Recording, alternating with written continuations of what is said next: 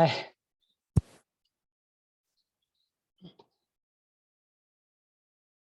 Oh, there it is. I was muted. How are you? Doing well. How's it going? Pretty good. Maybe let me try sharing screen right away so that I don't have to troubleshoot.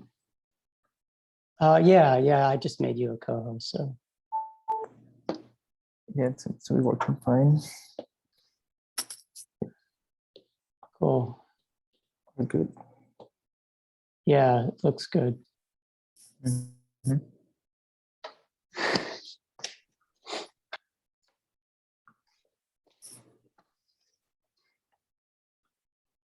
How are things at in Princeton? Pretty good. Now it's like a winter day. It's kind of rainy. The snow melted all down, so it doesn't look pretty anymore, but looks muddy now. For us, it's very unusual to have snow of any kind. But does it happen sometimes? Yeah, we had snow all yesterday, and this morning we had snow, but I think it's mostly melted now. I see. Are you doing everything remotely there, or are you having classes in person? Well, I've been doing everything remotely, but we'll be going. So the university started classes this week, except that the university had to shut down yesterday and today because of weather. Okay. Because when it snows here, nobody is prepared for it, you know. So everything has to shut down.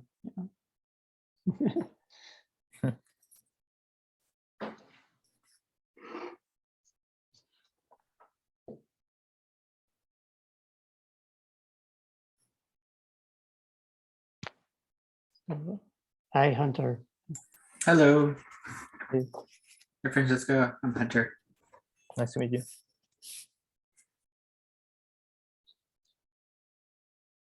So Hunter and I have been working on trying to understand random translation surfaces in hygienes. Yeah, you told me it's Benjamin-Schrank convergence. Yeah. Yeah, so we think we can prove now that the limit exists, and we have a description of the limit.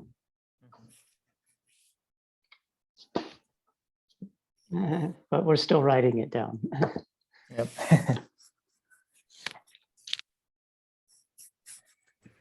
Hey, Francisco. Hey, Aaron. Hi, Aaron. Good to meet you. Hi, nice to meet you as well.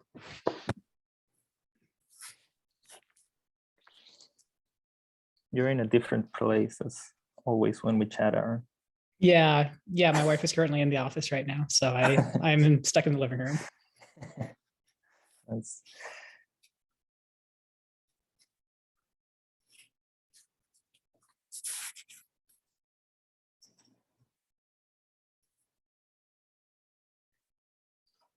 Hey, Joe. Hey.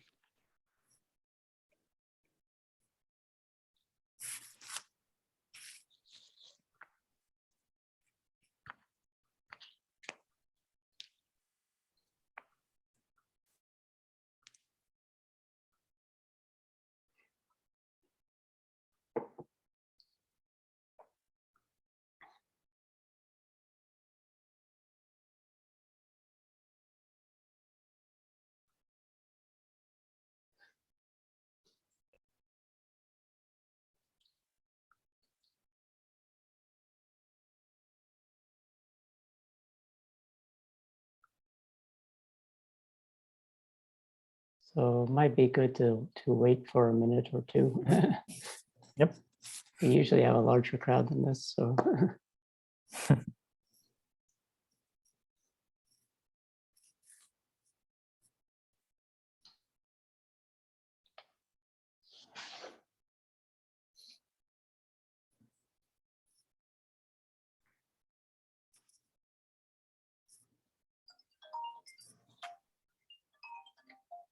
Oh.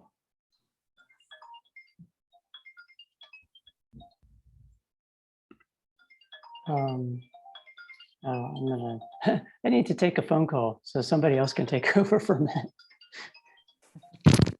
Hey, Francisco, Hey, how are you? good you? Yeah, good. They told me it's nowhere over there. What's it's snowing? Yeah. Well, it's not exactly. It sleeted. Yeah, it's been quite cold. But where are you right now? DIS, like in Princeton. Oh yeah. Did you get 30 inches of snow or something? Yeah, not as much as 30, but something like 6 or 8. Something Oh, like that's not so. I thought it was like seriously heavy over there. No, no, it kind of missed it wasn't that bad. Yeah, it was a funny weekend. I know that like Boston got hit really badly. Mhm. I have a friend that they said probably over 2 feet Mhm. in Massachusetts, but Okay, yeah, I think that maybe that's what I was thinking of.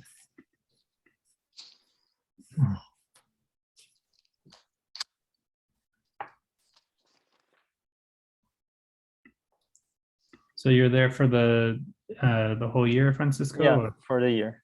Okay. Yeah. Is it what are they doing this semester? The program is on H principle and symplectic Oh, geometry, so sort of okay. far That's away the from whole my. the whole year, right? So Yeah, is that okay, yeah. Yeah. Well, that sounds exciting.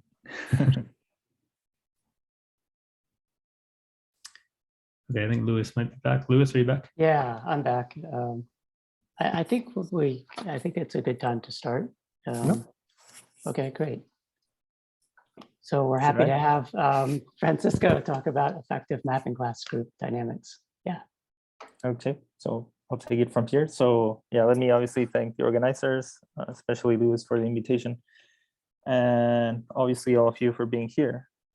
This is a Zoom talk, so thanks for taking the time. As you can see from the title, I'm going to be talking about certain aspects of mapping class group dynamics, and there's the word effective there, and that's sort of the main word in the title.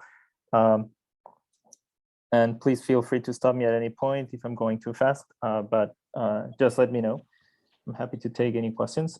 And yeah, I'm going to talk about this, but before I jump into aspects of mapping class group dynamics, let me motivate what I want to do by going back to a very classic result, which is the Prime Gt6 Theorem. So maybe let me tell you what I mean in case you haven't seen it. So I'm going to take X to be a closed, connected, oriented hyperbolic surface. And on this hyperbolic surface, some hyperbolic surface, let me draw one here. Okay, on this hyperbolic surface, I sort of want to look at the different geodesics that show up when I let them get longer and longer. So maybe I'll have a geodesic over here that's simple. Maybe I'll have another geodesic over here that's simple, but then maybe I'll have, as I let them be longer and longer, I'll have a crazier geodesic that intersects itself in some funny way, and so on. And what I want to do is keep track of the number of geodesics that I'm seeing as I'm letting the length get larger and larger. So maybe let me give this a name. So we're going to look at this quantity, PXL, which is going to be the number of primitive closed geodesics,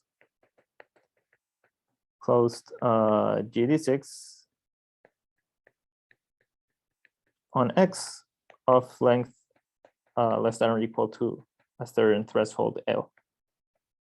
And the word primitive here just means that geodesics go over themselves once. So I don't want to count a geodesic that wraps around the same part twice. It's just some technical assumption. But basically, I'm counting all geodesics of length less than or equal to L. And then the question is, how is this quantity growing as I take the parameter L going to infinity?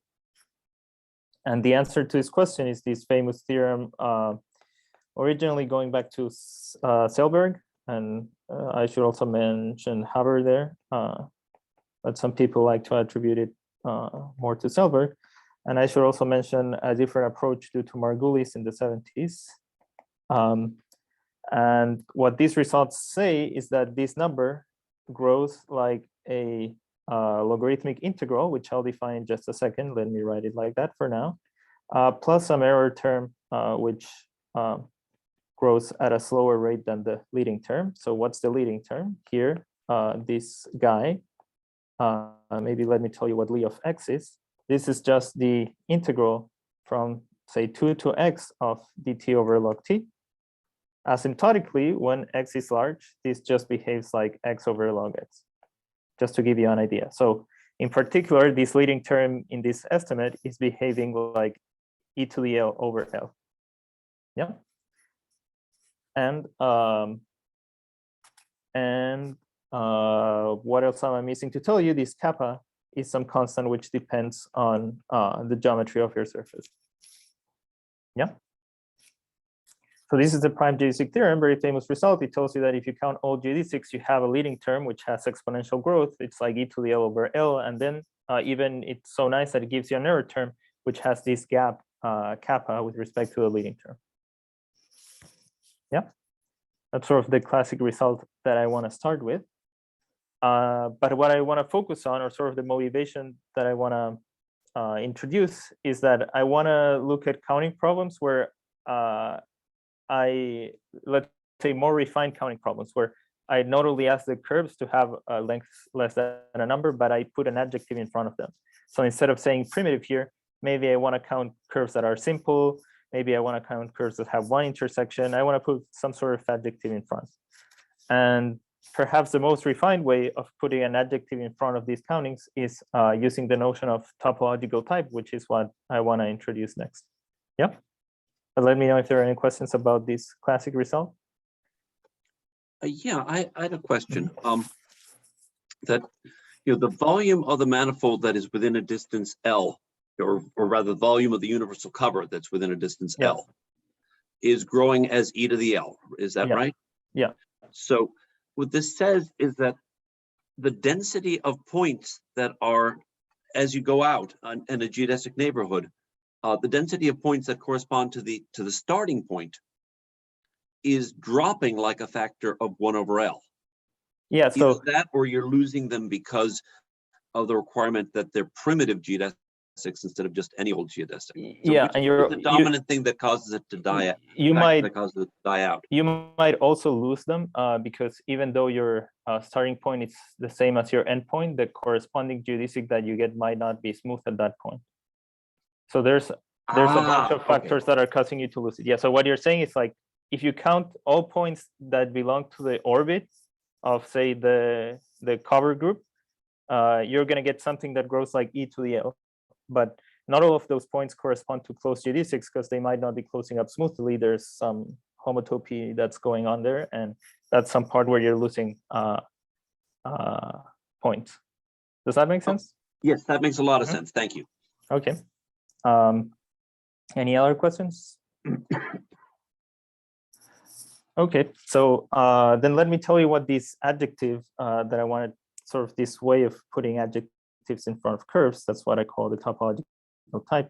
How to define it? Let me give a technical definition first, and then we'll do a hand-wavy definition that's much better. But I'm going to say that two closed curves,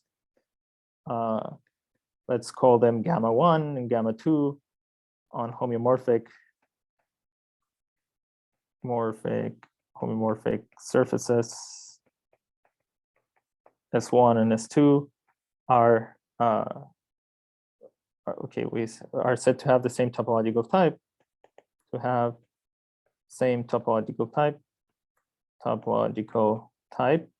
if you can find the homeomorphism from one surface to the other, some homeo, such that it maps the homotopy class, the free homotopy class of the first curve to the free homotopy class of the second curve. Yeah, so we say they have the same topological type if I can map their homotopy classes from one to the other using a homeomorphism. This is sort of technical. The way that I like to think about it is that two curves have the same topological type if they cut the surfaces they live in into the same pieces, and you're allowed to wobble the curves to achieve the same pieces. Yeah.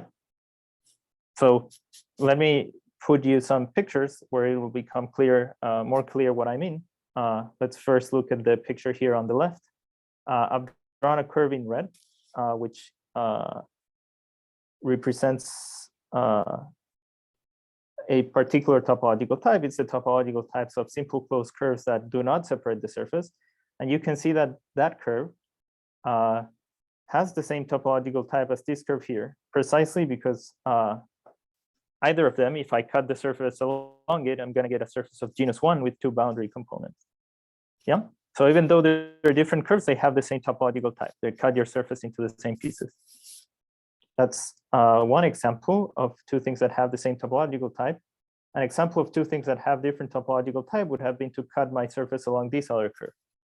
Because now the pieces that I cut into are 2 genus 1 surfaces with 1 boundary component. So they don't have the same topological type. Yeah. So that's an example when curves are simple, but we are going to mainly care about curves that are non-simple. So here I wanted to draw other topological types. So here in the middle, you have a topological type of a curve with 1 intersection. And here in blue, you have the topological type of a curve that we call filling. So maybe let me write that down. So on this spectrum of curves, here we have curves that are simple, and those are very simple. They don't intersect themselves. But on the other end, we have curves that are filling. Yeah, and a filling curve is a curve which intersects everything on the surface. If you give me any loop on my surface, on the surface of genus 2, it's always going to be intersected by this blue curve, no matter what loop you give me. Yeah, that's what filling means. And what I want to stress is that curves tend to be filling, or geodesics have this tendency of being filling. Although this case of simple geodesics is very important, this is very sparse. If you pick a random closed geodesic, and I won't say what I mean, but imagine picking a long one and sort of randomly out of all the ones that exist, it will very rarely be simple, and it will most likely be filling. So the generic case is that if you pick a closed geodesic at random, it will usually cut your surface into disks, or it will intersect everything on the surface. That's what I mean by filling. And if you want a one-line argument about this, is that geodesic flow on these surfaces, if they're hyperbolic, it's mixing. So it has this tendency of visiting every part of the surface pretty quickly, even quickly in the sense that it's exponentially mixing. So yeah. Okay, so that's what I mean by topological type, and why I want us to sort of think that filling is the generic case, because now I want to mention you the sort of family of results that I want to care about, or that are the motivation behind this talk. So let's go back to the context that we were originally in. We're going to have some hyperbolic surface. Yeah, X is going to be hyperbolic, genus 2, connected, oriented, all the usual adjectives. Hyperbolic, genus 2, genus at least 2, and gamma is going to be a closed curve on X. And what this curve is going to do is, now I want to again count geodesics, but I want to count only those that have the same topological type as gamma. Yeah. So let me write that down. I want to look at a counting function that's going to be defined similar to the one for primitive, but instead of primitive, I'm going to ask them to have the same topological type as gamma.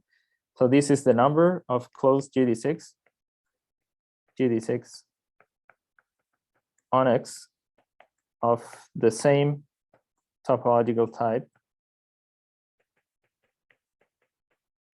decode type as gamma, and length at most L. Yeah, so instead of asking primitive, I'm asking them to have this fixed topological type given by gamma. And the question again is, how is this function growing as we let the number L, this threshold parameter, go to infinity? Yeah, we want some idea of how it grows, hopefully with an error term, because that would be very precise. So let me mention a theorem of Eskin, Mirzahani, and Mohammadi in 2019. So this is Eskin, Mirzahani, and Mohammadi from 2019. And the theorem says that if you care about the topological type of a curve that's simple, so if gamma is simple, then you have that discounting function has a description of the following in the following way. So it has a leading term, which is some polynomial term of degree 60 minus 6, and it has an error term depending on the surface and on the curve, which has some gap with respect to that leading term. So here, let me tell you that C is just some positive constant. I could say more, but let me not do that for the moment. It's some positive constant, and then kappa is also some positive constant, which depends solely on the genus in this case. Yep. So to say again what I just said, when gamma is simple, so when we're in this very sparse case, at least in that situation, we know that this counting function has a nice description, an effective description with a leading term being polynomial of order 60 minus 6, and some error term which has much slower growth. It's polynomial of lower degree. Yeah. Just a quick question. So when you say gamma is simple, do you mean it's separating or non-separating, or do you it can be any topological type of simple closed curve. So it could be separating. I'm saying if it doesn't matter which class you take. Yeah, you can take any topological type. I mean, any topological type. But there aren't very many of those, right? Yeah, there are finitely many. There's like G or something, right? Yeah, it's linear in G. Yeah. Thanks. Simple closed curve. So yes, Jeff was mentioning, it's linear in G, and maybe let me segue off that and say that there are finitely many topological types of simple closed curves. Each one of them has this counting growing at rate L to the 60 minus 6. And in contrast, when you count all geodesics at the same time, you have exponential growth. So that's what I mean by simple closed geodesics are very sparse in the whole picture. They are only accounting for a polynomial term where when you count everything, you get something that's exponential. Yeah. And the contrast to that, and what I'm avoiding making more precise, is that you were to count the filling ones, then you would get sort of filling ones account for the whole leading term here. Okay, but going back to that, this is a theorem that works for simple curves, which is great because simple curves are very important. But it doesn't cover the generic case, because the generic case would be to be able to fix the type of a curve to be any of the filling types that exist, of which there are infinitely many. And that's the theorem that I want to discuss as motivation for this talk. So maybe let me write it here. This is a result of myself from last year. And what the result says is, let me write it in this way, that the same type of estimate holds in the generic case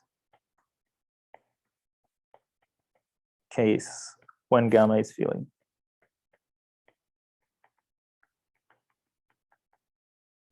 Yep. What do I mean by this? You take the theorem above and you change the word simple by the word filling, and that's still true. Yeah. And this same L to the 6G minus 6 is the same? Yeah, same L to the 60 minus 6. The constants change as you change the type, as you change your surface, but you still get a gap that depends solely on the genus, and you still get a leading term of order 60 minus 6. So this covers the generic case, which is good because that's what we would like to describe, and that's sort of the motivation of what I want to talk next. So maybe let me say a word about the proof, and maybe let me write a word about the proof. It's going to be one sentence, and what I want to say is so. One thing that one realizes when one starts working on these counting problems is that first, trying to count these objects directly is sort of a mess. You're never going to make much progress if you're literally like, oh, here's a surface. I'm going to try to describe every geodesic on it in some sort of enumeration, and then maybe try to count them from there. It's turns out to be quite hard, almost impossible, I would say. So one needs to elaborate in some sense, and the way that we solve this is by doing the following. We solve this counting problem by communicating with a space with rich dynamics.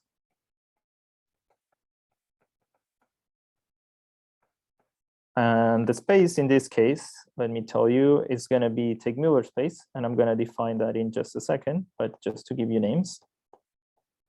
And the dynamics are going to be the dynamics of the Teichmüller geodesic flow. I'm going to define both of these just in a few slides. To solve this problem, we're going to communicate with a space with rich dynamics, and how this communication is going to happen, that's what's going to bring us to the title of this talk. The how of we're going to do this communication is by building a theory of effective mapping class group dynamics.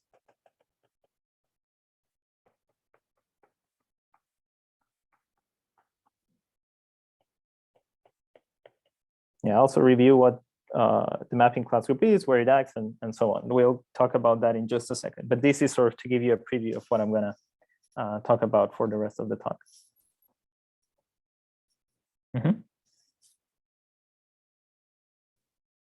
So, any questions?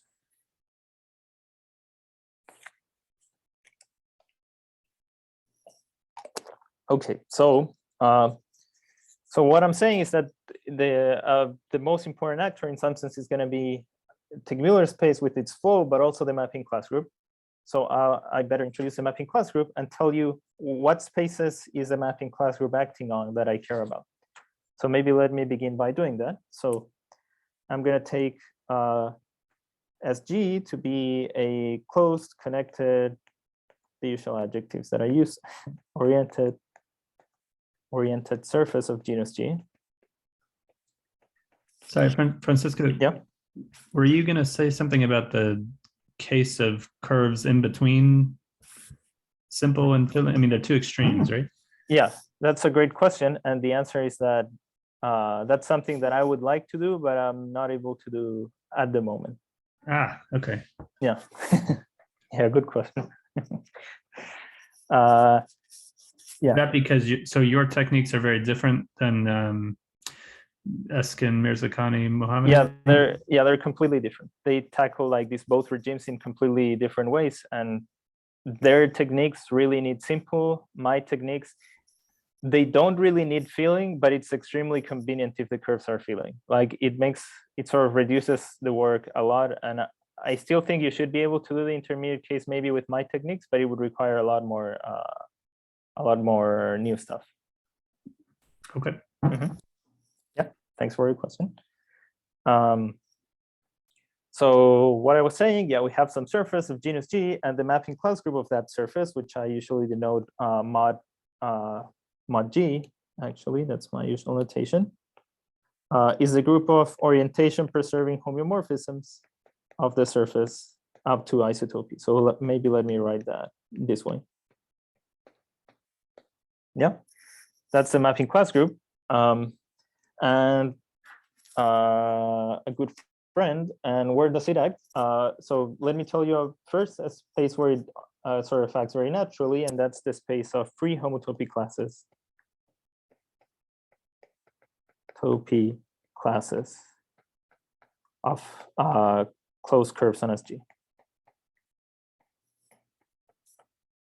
Yeah, if you give me a homotopy class, I can act by a mapping class because elements of the mapping class group only remember up to isotopy. That's fine because we only care about the homotopy class of the curves. Yeah. So here we have an action, and I claim that this action is very important for us. And why is it so important? Well, if I again let X be a hyperbolic surface, or maybe let me call it a hyperbolic structure to make it more clear, a hyperbolic structure on my surface, and I have gamma to be a closed curve on my surface. The function that I cared about, remember, is this function where I count all closed geodesics on X of the same topological type as gamma, which have length less than or equal to 12. I can write this in terms of this mapping class group action. So how can I write it? I can just write this as the number of curves in the mapping class group orbit of gamma, such that the length of this curve in the hyperbolic structure X, or the length of its geodesic representative, is less than or equal to L. Yeah, so this is length of geodesic representative.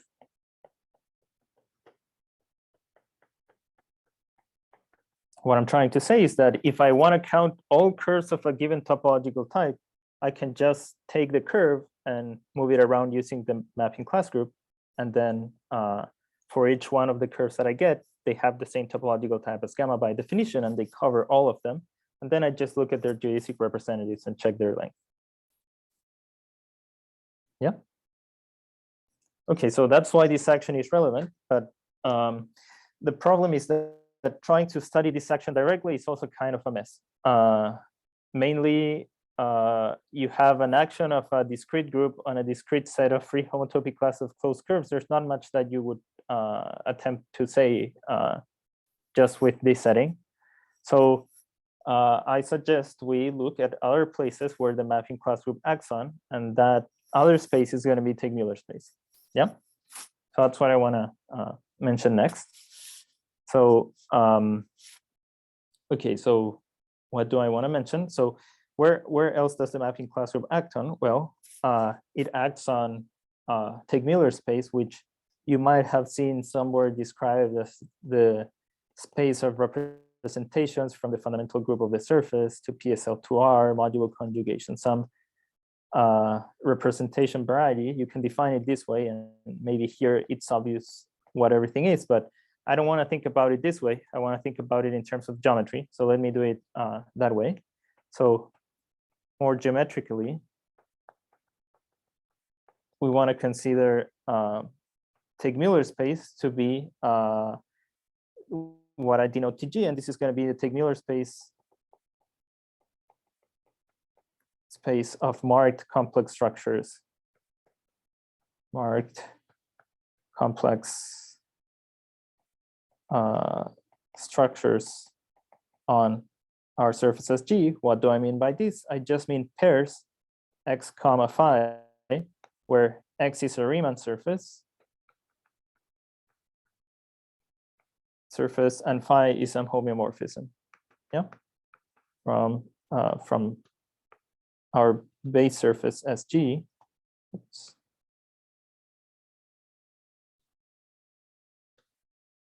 From our base surface as G to X, this is some homeom.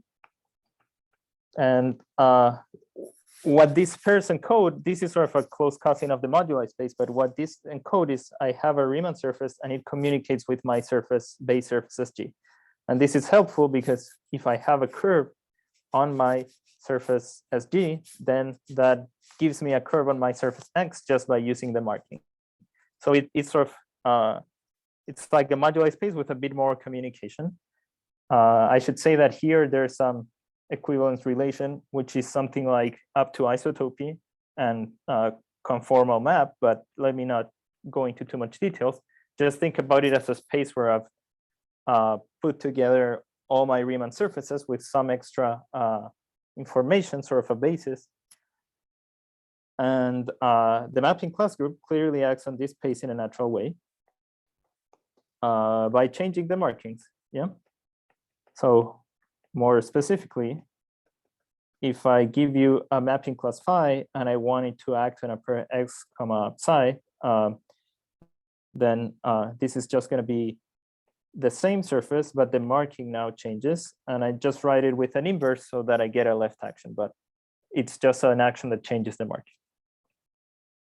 And to relate it back to the moduli space, if I have a space of marked Riemann surfaces and I have an action which changes the marking, I should expect that when I quotient out by that action, I should just get a space of unmarked surfaces. And that's exactly what happens. So the quotient of Teichmüller space by the mapping class group is just the moduli space of complex structures on SG. Yeah. And this action of to get a quotient and a nice quotient, the mapping class group should act nicely on Teichmüller space. Let me tell you that it does. It acts properly discontinuously. So the picture that we will keep in mind for the rest of the talk is the one here on the left. So you should imagine this as a cartoon of Teichmüller space. It's drawn as a disk, which is not that bad because actually Teichmüller space is homomorphic to a disk of dimension 6G minus X. And on it, we have this action of the mapping class group, which is properly discontinuous, so orbits look discrete. Yeah. So we're going to try to drive some parallel between this picture and the usual picture of, say, the hyperbolic disk with an action of some Fuchsian group on it or some discrete group. Yeah. So that's sort of the idea. But this picture is missing something which is going to be very important for us. And sort of in the same way that in hyperbolic space you have a geodesic flow, I want to have a geodesic flow in this space so that I can actually do dynamics. Yeah. So that's the next thing that I want to introduce. And that's going to be the Teichmüller geodesic flow. But let me know if you have any questions up until now. Okay, so when we introduce the geodesic flow, I'm going to do that using pictures of quadratic differentials. So quadratic differentials are objects that you can define analytically, but for our purposes, let's define them more geometrically. So what you have here in the top picture, this is a picture of a Riemann surface X together with a quadratic differential.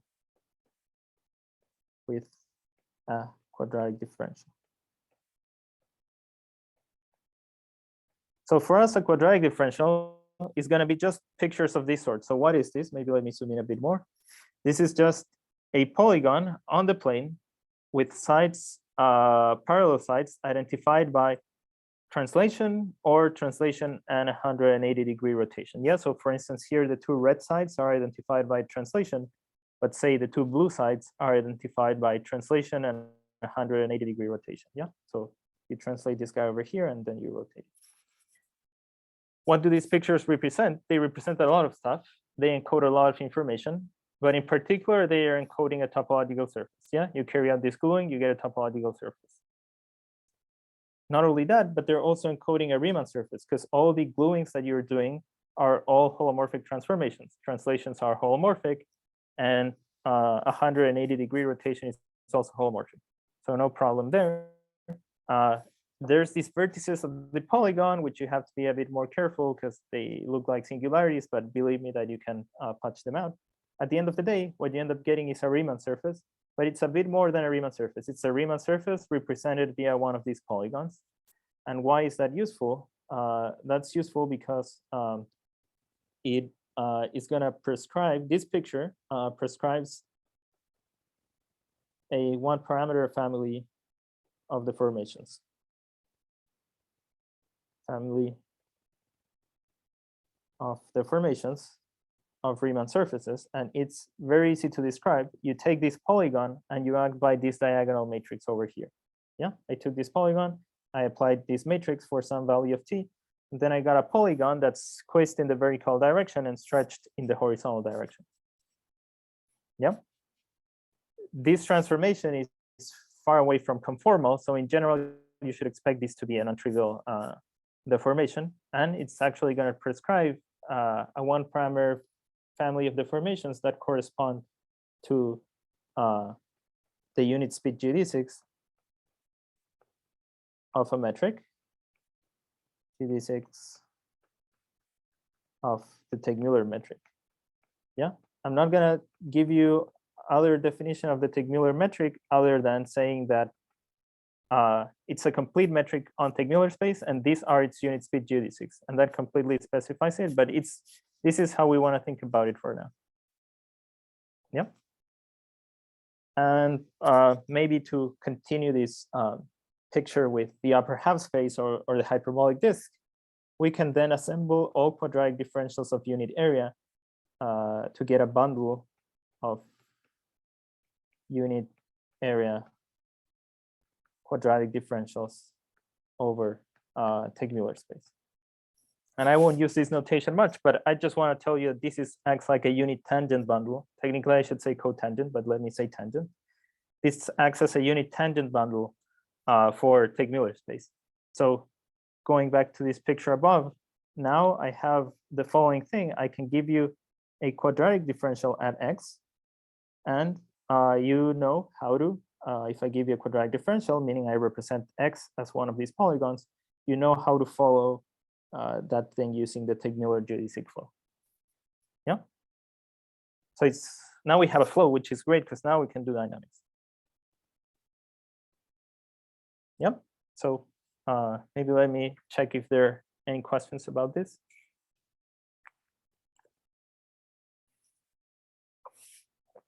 Okay, good. That was the setup that I wanted to do. Now we can talk about dynamics and in particular, what can we say about the actions of the mapping class group in the space of closed curves and on Teichmüller space.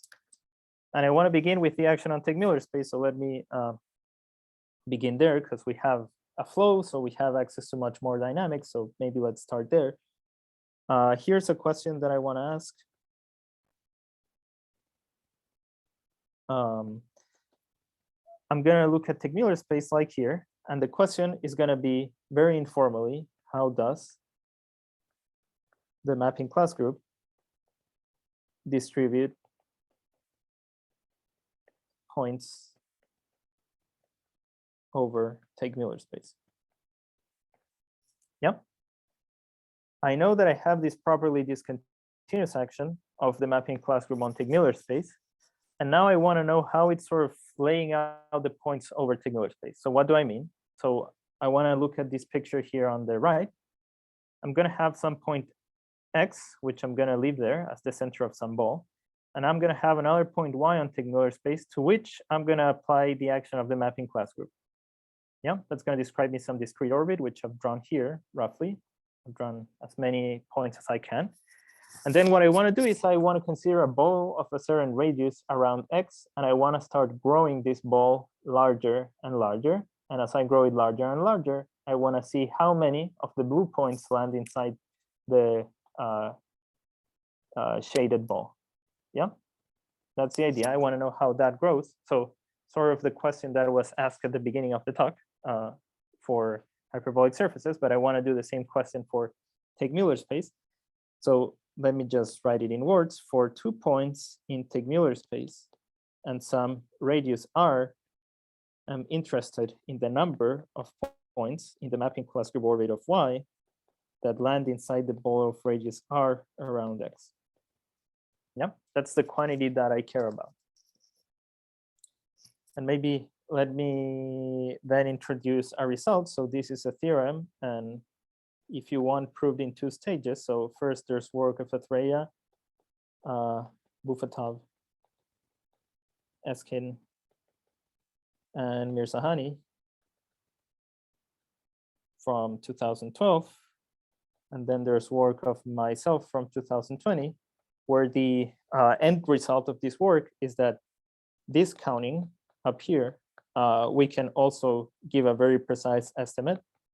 This grows exponentially, has an exponential leading term, 6g minus 6 times r, plus some error term depending on the base points and with some power saving with respect to the leading term. Yeah. So here, the leading term is magically a constant that depends only on the genus. That's only magic. And the gap depends, again, only on the genus. Yep. So the original work of Arana-Herrera, Bufatov, Eskin, and Mirzahani proved an asymptotic version of this, so without an error term. And what I did more recently was improve the result to get a very precise error term. Yeah, with a power saving with respect to the leading term. So we know that these points, as we enlarge our ball, are growing exponential of order 6g minus 6. And we have this error, which we control very nicely, and we have this gap in the error. Yep. So in this and in the others, I guess I could have asked, can you calculate kappa like explicitly, or how big is it? Yeah, so kappa is usually a constant that depends on many things, but perhaps the main thing it depends on is on the speed of mixing of the geodesic flow. And the problem is that we don't know what's that speed of mixing. And it's sort of a very hard question. There are conjectures of what it should be, but we only know that it mixes exponentially fast, but we don't know how fast that exponential is.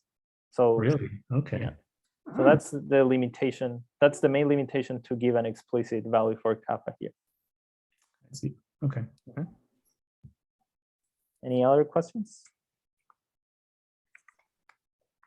So is that going to be the same or almost the same kappa that shows up in your theorem for counting filling geodesics? Yeah. Yeah, very, very related. Okay. Not exactly the same, but depending on it and in an explicit way. Okay, so I'm gonna say one word about the proof, and I've kind of already said it, but just to have more time to discuss the other action that I care about. But the only thing that I want to say about the proof and the reason why this is something that this is a counting problem that you can expect to solve is because you want to just use the fact that you have rich dynamics for the Teichmüller geodesic flow. Teichmüller geodesic flow. Yeah, this is a question that depends on the Teichmüller geodesic flow because these are balls of radius r in the Teichmüller metric, in the only metric that we've described. And so the Teichmüller flow plays a role. And using ideas that go back to Margulis, you can not reduce, but in some sense, rephrase this question in a way where you can take advantage of the dynamics and in particular of the exponential mixing rate of this flow. Yeah. And it is exponentially mixing by work of Avila, Gusel, Yocos, and also let me mention Resende.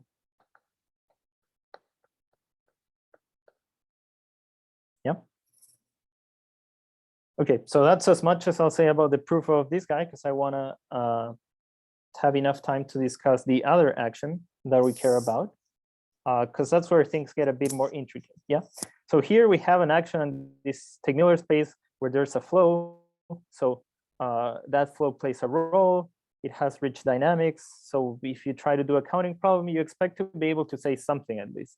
But the other action that I introduced was this action on the space of on this discrete space of closed curves. So what am I even going to say there? So let me try to motivate that again with an informal question.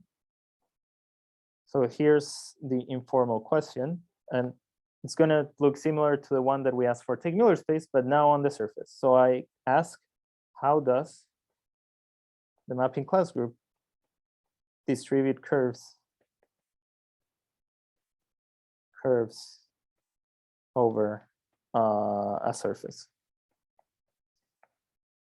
More concretely, I want to take a closed curve and I want to start applying mapping classes to it, and that's going to move the curve around the surface, and I want to keep track of how it is changing as I apply different mapping classes.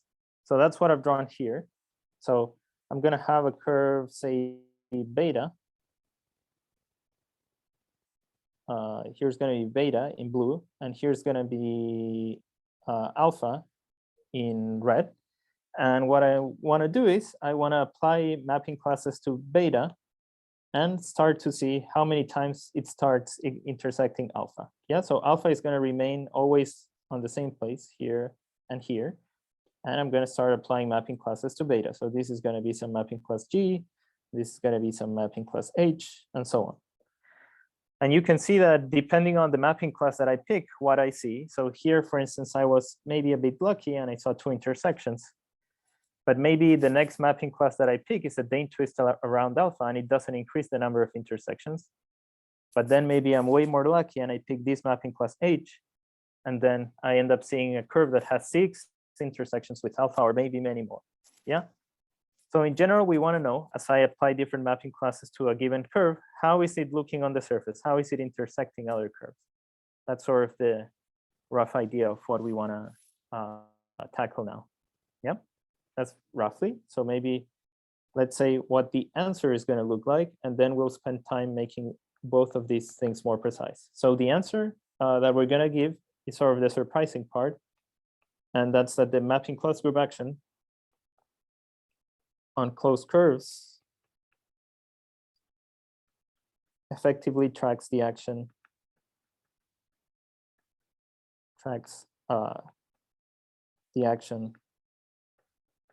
on Teichmüller space.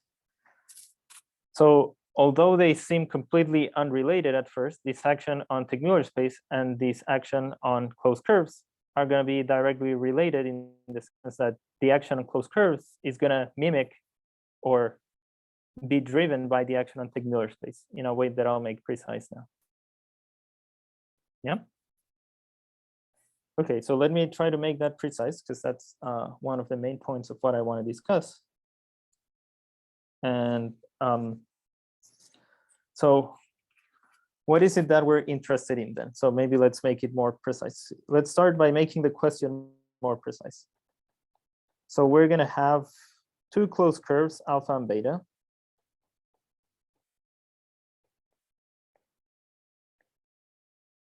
And what I'm going to care about is about their geometric intersection number.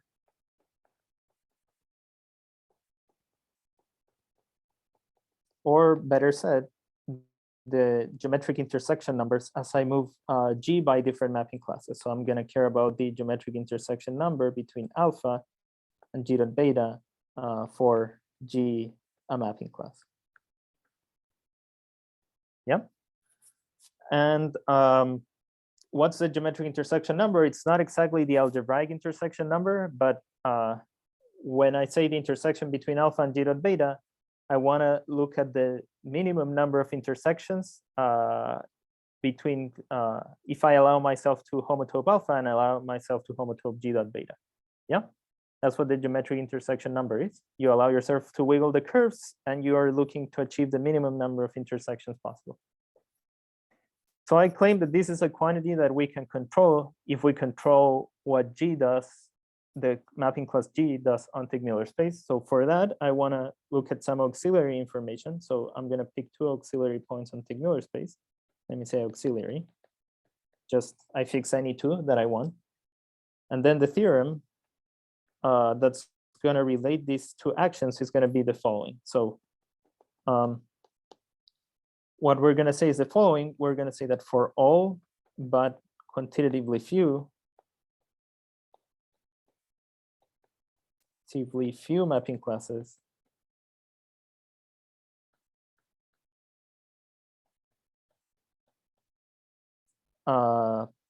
maybe let me write it like this way. For all but quantitatively few G in mod G, the position of G dot Y in Teichmüller space relative to X determines the intersection number of alpha with G dot beta up to a power saving error term.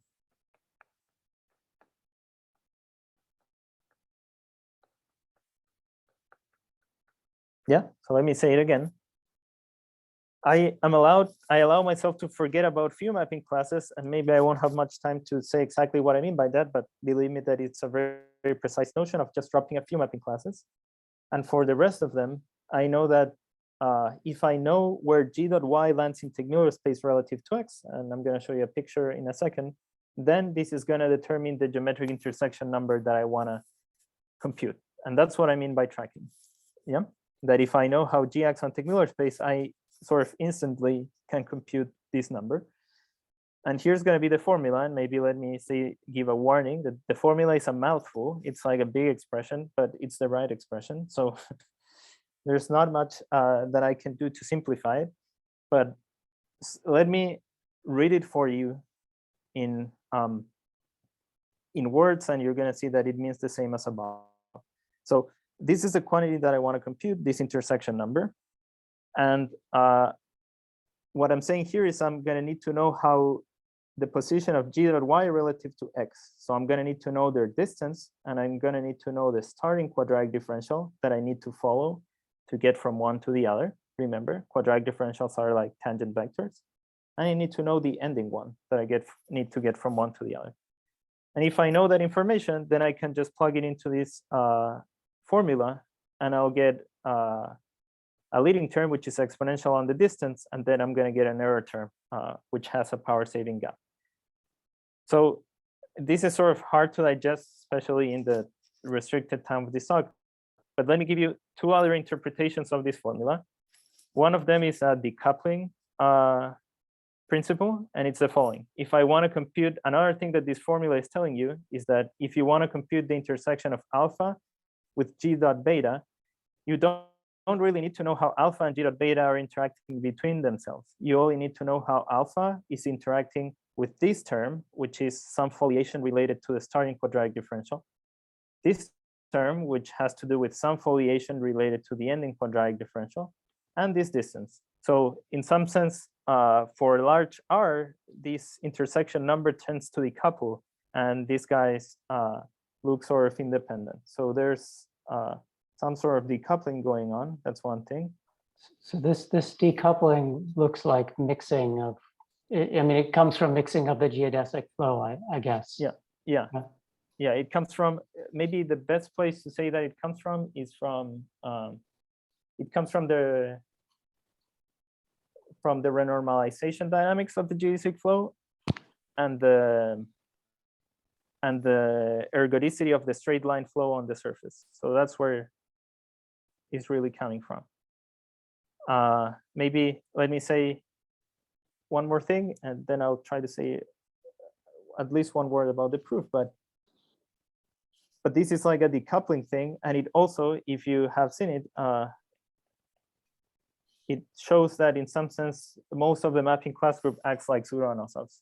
So that's another interpretation that you can derive if you think about it, but maybe let me not say much more about that. But this looks like if G was a pseudo-anosov, it would look very much like this, but this is also like globally at the same time, all mapping classes act like a pseudo-anosov of the right stretching factor. So we should just think of the real, I mean, we should think of this quadratic differential as being like the corresponding to like the foliations of the of a pseudo-anosov. Yeah. So roughly, this is telling you that quadratic differential, the Teichmüller geodesic flow, is gonna act like a pseudo-anosov roughly for most mapping classes. And you're gonna get this factor that you want. Yeah. So what do you mean by that? Is there some, are you thinking of some other result about pseudo-anosovs that looks like this? Yeah, so if you knew, if G was a pseudo-anosov, yeah, and you were trying to compute the intersection number of alpha with powers of a pseudo-anosov applied to beta, it would look like a formula like this, but written a bit differently. But it's, I'm thinking about powers of pseudo-anosovs. Powers of pseudo-anosovs stretch in the horizontal direction, shrink in the vertical one, and so intersection numbers are easy to compute using that information. Why, what's the intuition? Why is the real part important for the one term and the imaginary part important for the other term? So yeah, it's a bit tricky, but the real foliation is the one that's getting stretched. Right, okay. And sort of that should matter for in some way, and then it's hard to explain, but because also I haven't said what real and imaginary are, but okay. But yeah, I should ask you to believe me that they're in the right order. Yeah, but it's not trivial to figure out which one to put next to each curve. But certainly both should play a role, but which one should be in what term requires a bit of thought. I mean, Francisco, I guess I have a question. Like the Teichmüller geodesic flow just stretches one and shrinks the other, and so I don't know. I would assume like by homogeneity of the intersection number, you'd want to just like. Can you just write this formula down in terms of the quadratic differential on one of these, right, on X? Yeah, I mean the QE, the ending quadratic differential, or just, on S, either. Yeah, the quadratic differential at the end is just the Teichmüller geodesic flow applied to the starting quadratic differential. So you can certainly write everything in terms of QS, but in some sense, it's more natural to write the formula this way, because here's where you like see the decoupling and everything like that. But yeah, you can write it everything in terms of QS, if that answers your question. I Any mean, other? would that absorb the e to the r term into the? Yeah. Okay. Yeah. So But- is that what you're thinking of, Aaron? Yeah, but I want the e to the r term on the side because that's the growth that I want to witness. That's sort of the pseudo-Nosov factor that I'm thinking about. Okay. Okay, so maybe in the 4 minutes that I have, okay, let me not say much more about the proof other than what I've said. I'll say it again in words. It wasn't my intention to go over this. I just wanted the picture just in case, but it has to do with the renormalization dynamics of the Teichmüller geodesic flow. And at the same time, it has to do with the dynamics of the straight line flow on the surface. Yeah, so that's as much as I'll mention, but I'm happy to say more later, because I wanted to end going back to the problem that we started with, this counting problem. And I just want to highlight one fact that controlling intersection numbers it gives us a lot of information.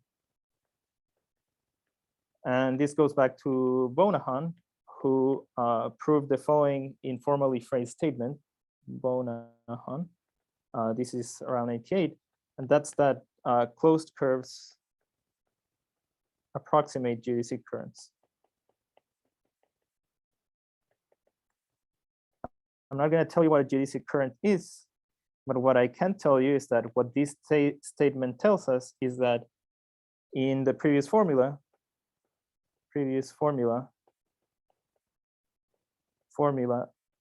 you can replace intersection of alpha with g dot beta by the length of, say, g dot beta with respect to a hyperbolic structure, if you want, structure, also any negatively curved metric, the curved metric, etc. Yeah. So we get a lot more information. And then why is this useful? So let's go back to the in this last 2 minutes. What did we start with? So we had this mapping class group formulation for our counting class group formulation, which was that we had, okay, we want to count all closed curves on X of type gamma with length less than or equal to L. We said, well, you can write this as counting curves in the mapping class group orbit of gamma. So the action of the mapping class group on isotopic classes. And you want to count those such that the length is less than or equal to L. Well, we described this tracking principle, and we said that the action of the mapping class group on these isotopic classes tracks the action on Teichmüller space, in the sense that if I understand the action on Teichmüller space, I understand the action on closed curves. So using this tracking principle, let me call it like that, tracking, you reduce to a mapping class group orbit counting problem on Teichmüller space. And we sort of gave a hint of how this could be solved using the mixing and the rich dynamics of the Teichmüller geodesic flow. So this one is one that you can solve. And let me say that you actually, it's kind of a tricky problem. It's not the one that I mentioned exactly before, but very related. It's called a bisector counting problem. And then you can solve your original problem effectively. Yep, that's sort of going back to the original question. You start with this counting problem, action of the mapping class group on this discrete set of isotopic classes, sort of hard to understand. But what's good is that that action communicates very well with the action on Teichmüller space by this tracking principle. The action on Teichmüller space is understandable, or you can imagine understanding it very well because there's the dynamics of the Teichmüller geodesic flow, and that allows you to solve the problem effectively in the last instance. So yeah, I think that's a good place to stop. So maybe I'll stop here. Yeah, let's thank Francisco. Yeah, it's a very nice talk. Thanks. I'll just open it up for questions. So if you have a question, just unmute yourself and ask. Maybe just a question about in which parts is the condition on filling play an important role? Yeah, so it plays, we can go back to, where's this formula? So in this formula, okay, so I told you that you're gonna replace alpha by some metric, some x, and if this formula is to be useful in any way, I want this guy over here to be an actual leading term. So being a leading term would mean that the coefficient in front is positive. So this would have to be positive. If alpha is some metric, this guy is always positive, so you're good, but you want this guy over here to be positive. And how do you get it to be positive? You assume that beta is filling. And then that gives you like a leading term.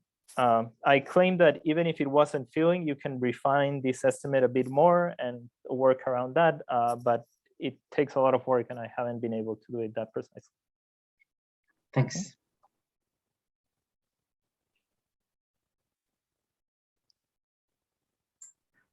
So when you're writing alpha equals x, are you like taking like a Liouville current for x? Is that what you're doing? Yeah, exactly. Okay.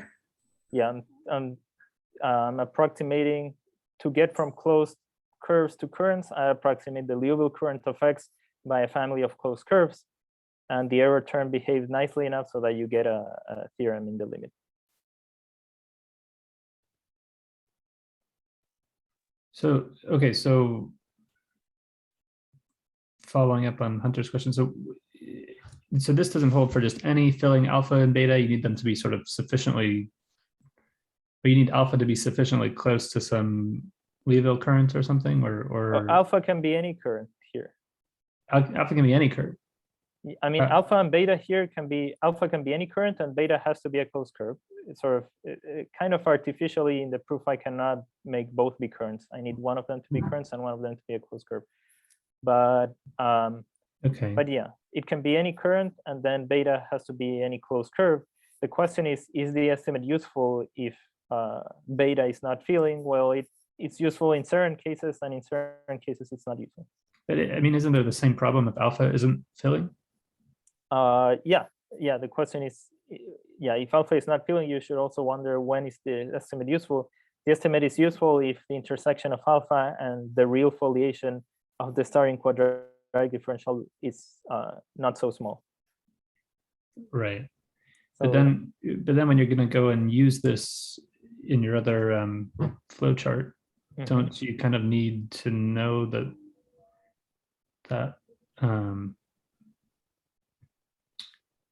yeah, I applied for alpha the Liouville current.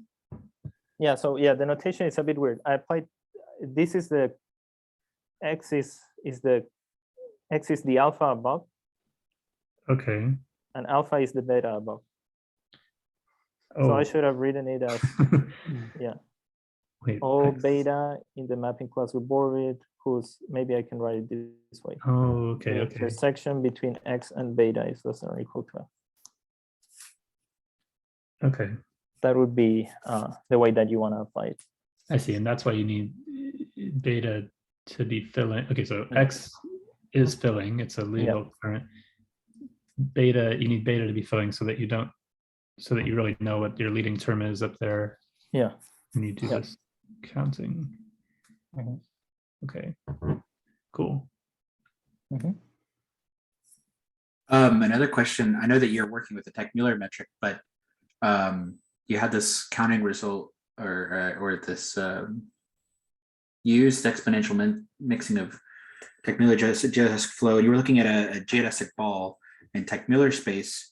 Have you thought at all about what if you looked at the Weil-Petersen metric, like a metric ball, and seeing how that happens, or is that not a natural question to ask? No, it's a natural question. It's for the Pearson metric, it's a bit more complicated because it's not complete. So I'm not, and I don't know much about it. Maybe I can say that I've thought about the same problem for Thurston's asymmetric metric. And if you know what that is, and for that one, I can also give an effective estimate using, again, this tracking principle in a slightly more tricky way than I described it here. You have to sort of wind around twice, and it's sort of, it seems like a circular argument, but you end up using the tracking principle to reduce a question about counting orbits with respect to the Thurston metric on Teichmüller space to a question about counting orbits with respect to the Teichmüller metric. And that's something that you can do. But yeah, I don't know what happens with Bay Pearson. In particular, I'm not much of an expert on that side, so I haven't thought too much about it. So can you say it again? What is the statement for the Thurston metric? Oh, same theorem as here. Where is it? Same theorem as here, but the ball is with respect to the Thurston asymmetric metric.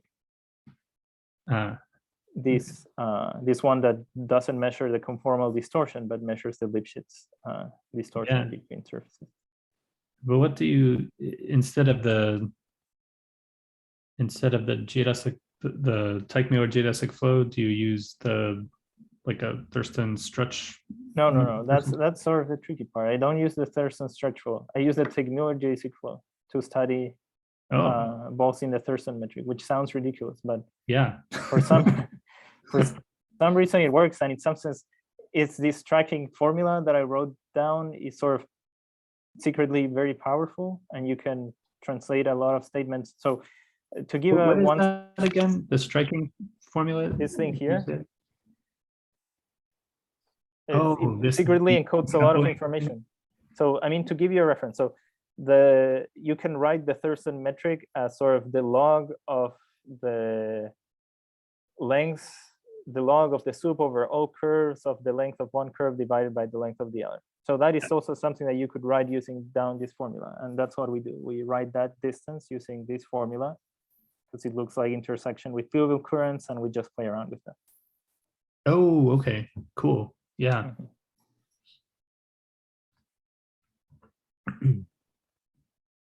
Francisco, can I ask? So you said that this only works for most mapping classes. Can you make that most a little more precise? Yeah, the most is so you know that when you count all mapping classes, it grows like an exponential of 60 minus 6r, and what most means is that you get rid of a set gamma such that, or maybe let's call it M so that it doesn't look like a group because it's not even a subgroup, but you get rid of a set of mapping class group gamma, M, such that if you do the same counting, now it grows like e to the 6g minus 6 minus some gap r. So the growth of all mapping classes is like e to the 6g minus 6. And what I claim is that if you want the previous estimate to hold, you just get rid of a set which grows less than that. So it has bounded away exponential growth. It has exponential growth, but bounded away from the leading term. So it's sort of a negligible, very negligible set of mapping classes. I guess how explicit is this set? Like if I give you a mapping class, or I give you a point and its orbit under said mapping class, like how hard would it be to actually say if it lives in the set that you have to throw out? The set is, maybe it's constructed sort of artificially, but you can tell, you know which are the mapping classes that you have to discard. So to give you an example, you want to discard mapping classes such that say that the Teichmüller geodesic from X to Y spends very few time on a compact set of moduli space. That's sort of one type of geodesic that you want to throw out. So you throw out those mapping classes. You throw out also mapping classes where you have some bad behavior of the leading term that I mentioned before. But yeah, you have to, of the error terms that I mentioned before. But the most important thing is that you need to throw away mapping classes that don't spend enough time on a compact subset of moduli space, because if you don't spend enough time there, all your recurrence estimates just fail. But yeah, it's not that explicit, but you have reasons to throw them away that are very, very clear.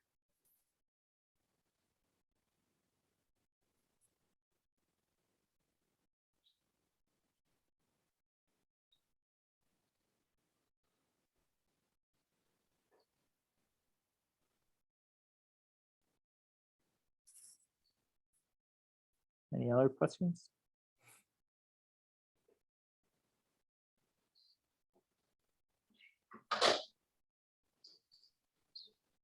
It's a little chilly up there. Yeah.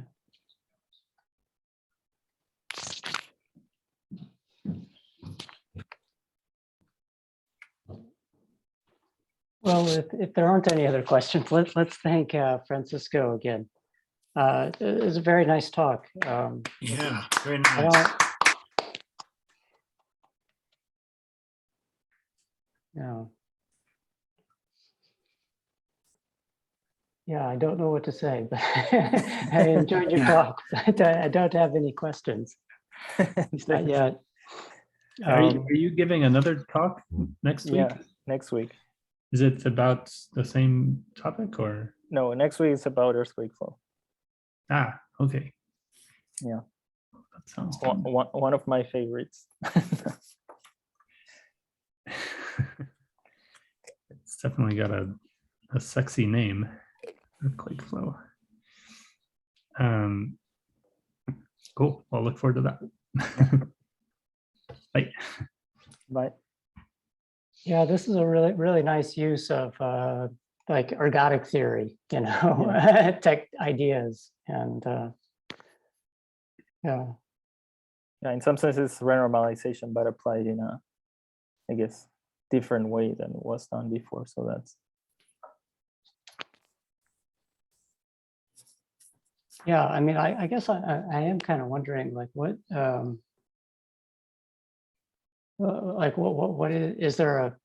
is there a motivation for studying the number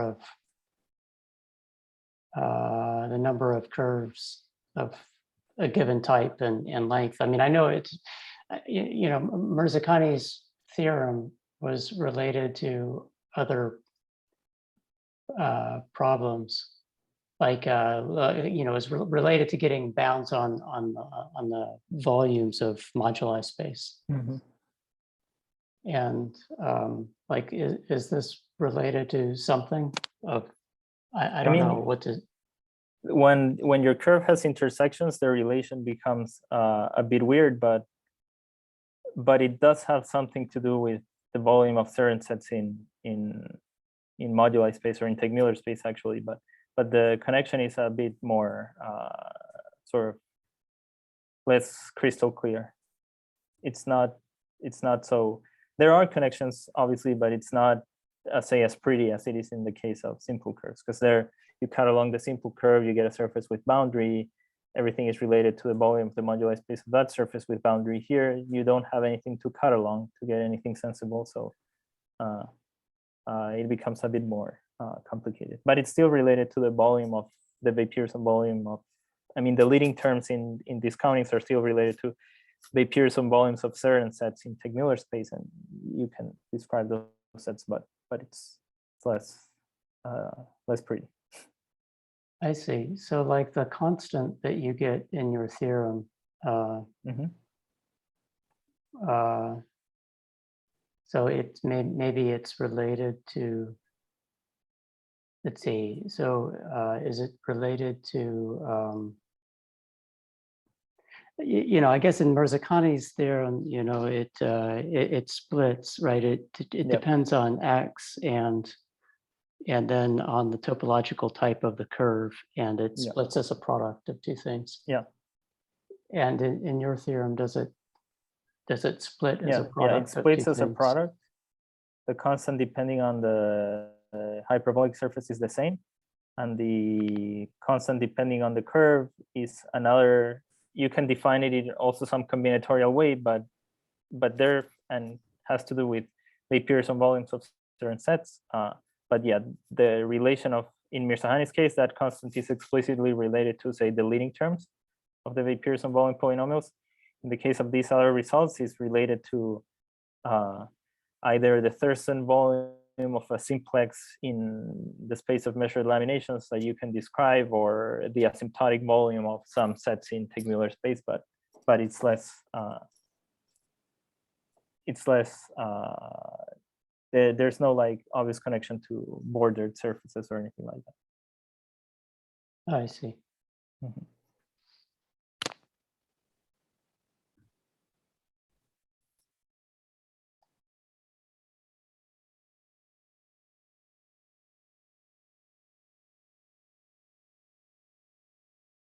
I'm still trying to decode Aaron's comment. Yeah.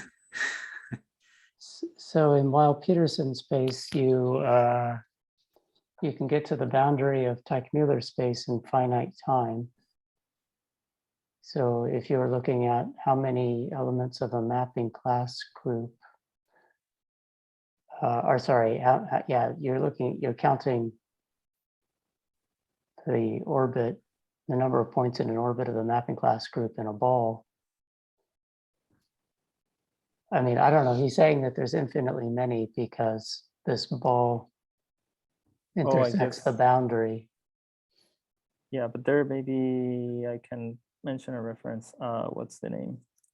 I think it has bounded diameter, so that would ruin the question. Diameter. Yeah, Weil-Peterson diameter. A famous result, but there's some estimates. Yeah. Yeah, it's finite diameter, and here's the estimate. So I guess, yeah, then maybe it doesn't make much sense because of that, but yeah.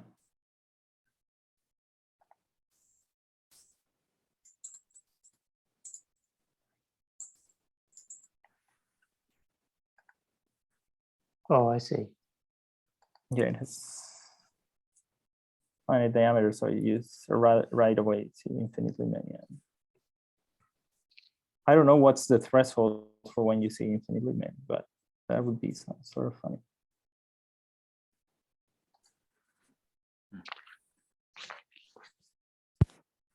Well, thanks again for the talk.